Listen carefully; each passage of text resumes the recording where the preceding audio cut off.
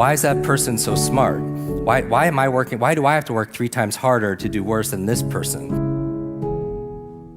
The biggest lie in the personal development industry is that knowledge is power. The truth is, what people don't tell you is all the podcasts, coaching, conferences, online programs, none of it works unless you work. How many of you have been the opposite? You read something, you get to the end of the page, and then you forgot what you just read. And you go back and you reread it, and you still don't know what you just read. That's a big problem, right? Because you're wasting your most valuable asset, which is your time. And the reason why all the speakers here give 100% is because we know your time is valuable. Like, I want to make this session so valuable when you leave, you're like, I would have came and paid just for this one talk. Because I know what it's like when I first learned these skills. I traveled around the world. I bought every audio program, audio cassette, but I bought all these programs because that's the thing that's gonna help me be able to grow the most. And so on the right side, the 3 questions I obsess about to get the most out of my reading or listening to a podcast or anything else, I ask myself these 3 questions. I ask myself, how can I use this? Now, it's so basic, but I like to make the things that are gonna give you the highest return, I wanna make them as simple as possible so you do it. How can I use this? And this is your creativity. You're listening to me as I speak here and all the other speakers, and you're asking, how can I use this? Because you have a dominant question you ask all the time, and it's been imprinted on you since you were a child, right? And so for me, growing up as the boy with the broken brain, I would be very introverted, very shy, and my superpower back then was being invisible, right? Because I didn't want to be seen or heard because I didn't feel like I was enough. And that's just what my reality was. But my imagination would kick in all the time because I would watch people and observe them and ask, why is that person so smart? Why do I have to work 3 times harder to do worse than this person, right? And the question I would ask all the time was, how can I make this better? Because I was obsessed. And the key to reading comprehension is asking more questions. If you read a page in a book, get to the end and not get anything out of it, it's because you're not asking questions, because questions are the answer. Questions are the answer because ask and you shall receive. And so that's all thinking is. When you really break down functionally what thought and thinking is, when you're in a corner thinking to yourself, you're asking questions and then you're answering them. And you probably are like, is that true? Notice you had to ask a question to be able to think about that, right? And so on the right side, I'm thinking about questions like, how can I use this? And this is like, oh, there's one way I could use it, another way, another way. The second question I obsess about, and I would capture it on the right side to be able to, when you're taking notes throughout today and the rest of your life, on the right side, I would say, why must I use this? Because here's the thing, the biggest lie in the personal development industry is that knowledge is power. It is. It's just you feel like you got points because you signed up for a seminar or a webinar, you bought a book and it sits on your shelf, and it becomes shelf help instead of self-help because it just sits there, right? But it doesn't become, the truth is, what people don't tell you is all the podcasts, coaching, conferences, online programs, none of it works unless you work, right? Is that fair to say?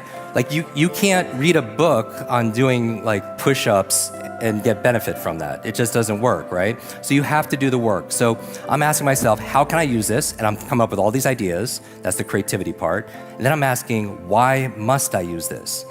Because if it's not a must, you're not gonna do it because you have plenty of other things to do. Is that fair?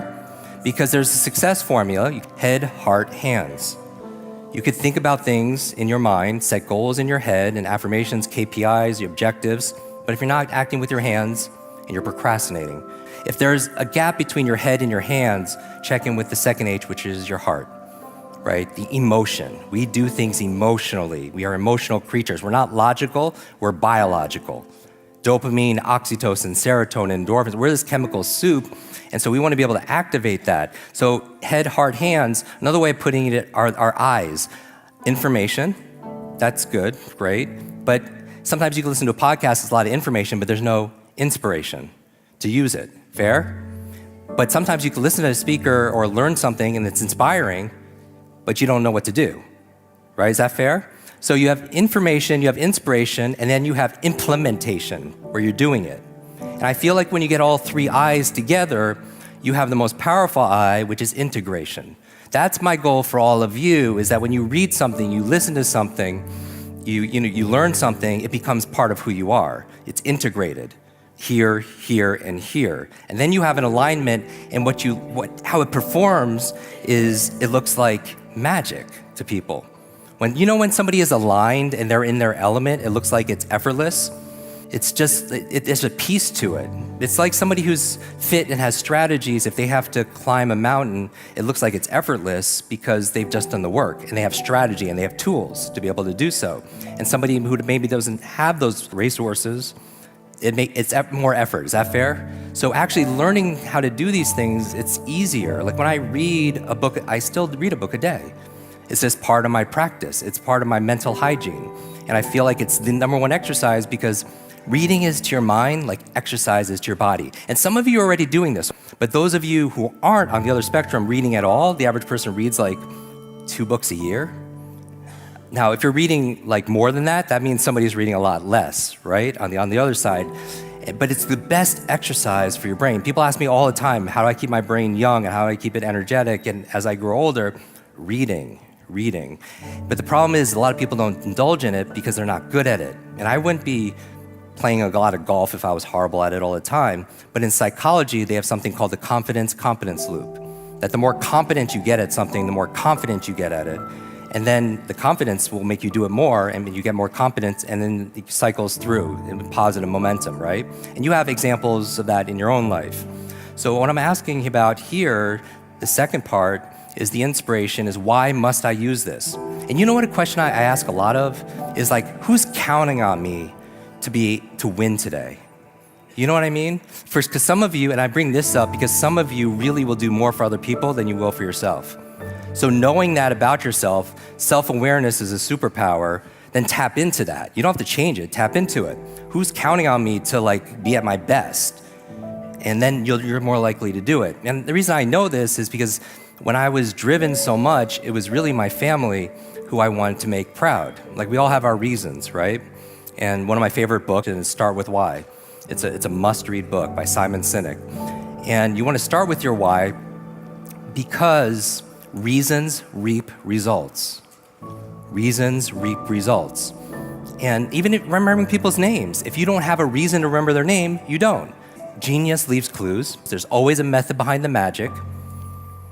And I bet you the names you remember are people that you have some kind of intention. You're attracted to that person. They could be good for your business, right? There's some kind of motivation that's there. So find your motivation in your reading, because if you're not motivated, you're not gonna read very well. Is that fair?